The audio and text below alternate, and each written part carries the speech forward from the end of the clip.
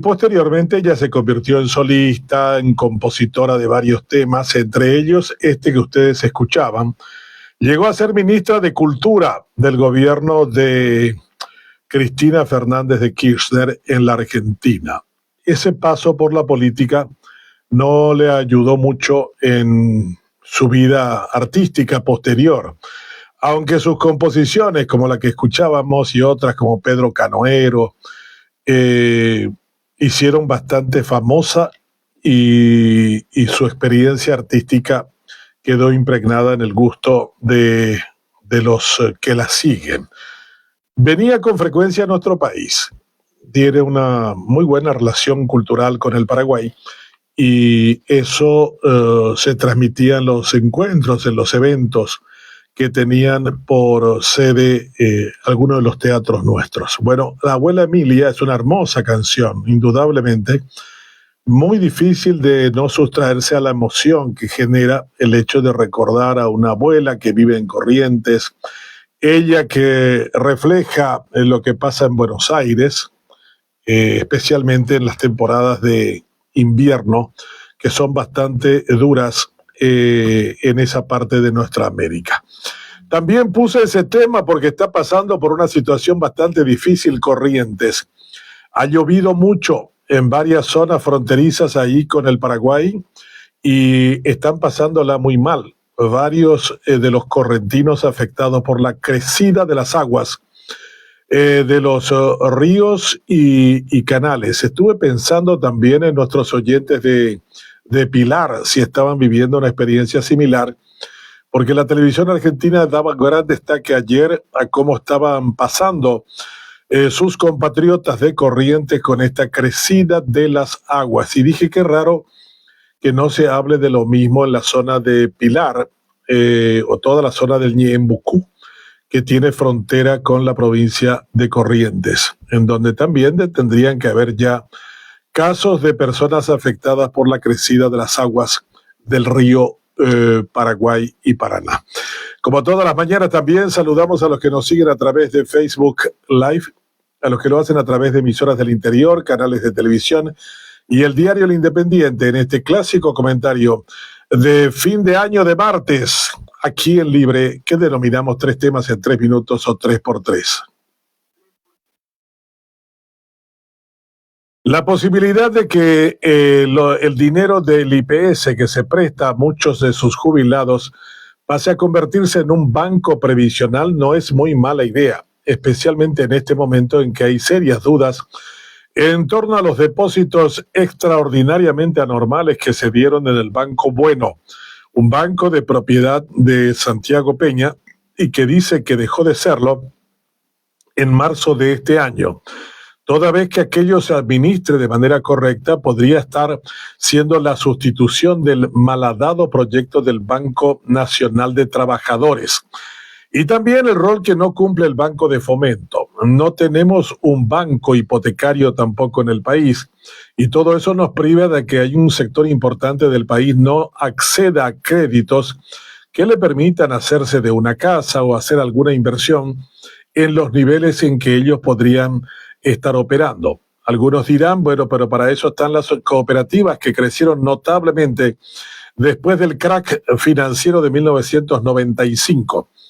Pero otros se quejan de que muchas de las cooperativas tienen créditos casi similares a las entidades bancarias que en este año ganaron más de 800 millones de dólares. Uno de los grandes negocios del 2025 ha sido indudablemente el sector financiero. El que plantea esto es el consejero del IPS, Carlos Pereira, quien estuvo al frente del Banco Nacional de Trabajadores y fue el interventor de la comuna Azucena.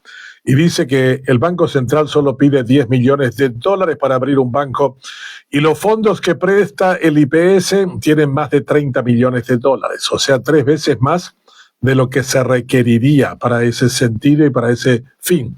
Van a presentar un proyecto de ley. Veremos cómo acaba eso. Finalmente, toda institución financiera depende de la honorabilidad de sus administradores de turno.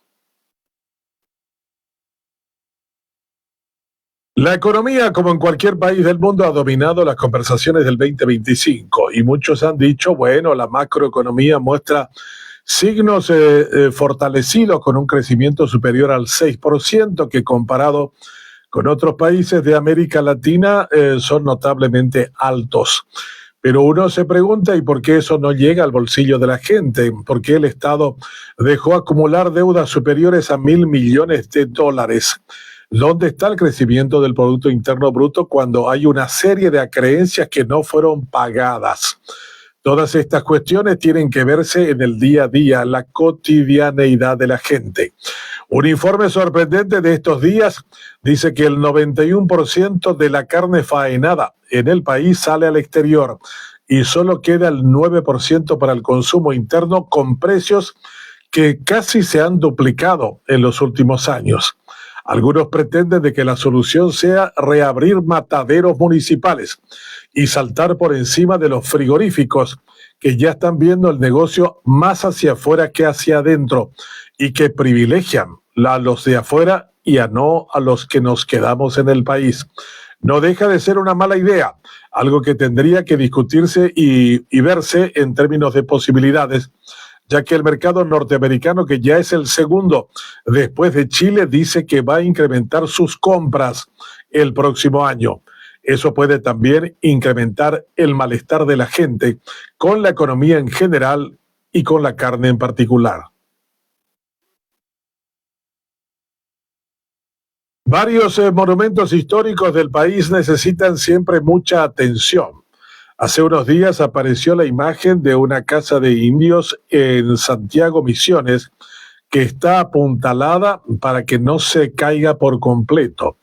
Y hay circunstancias similares en otros pueblos. El templo jesuítico en San Joaquín, que ha sido sujeto de una restauración cercana, y el proyecto que también está en implementación en la iglesia de San Buenaventura en Yaguarón. Pero todos necesitan tener un mayor énfasis colocado como una política pública de largo aliento.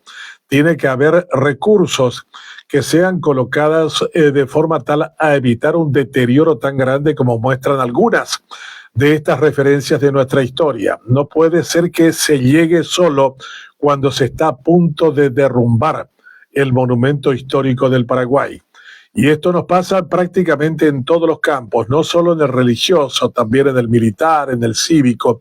Hay una falta de capacidad económica y de atención que nos permita a los paraguayos preservar en la memoria de generaciones por venir de dónde venimos y qué hemos podido construir entre todos a lo largo de nuestra historia.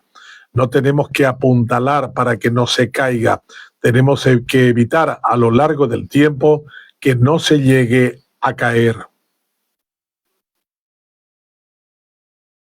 Y como todas las mañanas, también tenemos en Libre un tema de actualidad, un tema que profundizamos aquí en Libre, y es una pregunta directa. ¿Cómo le ha ido económicamente en el año que se va? Muy bien, bien, regular, más o menos, sobreviviendo, con dificultades, peleando, algunas expresiones que solemos decir cuando nos preguntamos o nos preguntan acerca de cómo está la economía. Ese es nuestro tema de hoy. Usted puede participar con nosotros 50 90 87 al 9, en el WhatsApp 0971 29 19 33, y lo mismo en la red social del Twitter, donde hemos colocado 4 opciones. ¿Cómo le ha ido a usted económicamente este año 2025? Tema de la mañana, aquí en Libre, donde vive la palabra.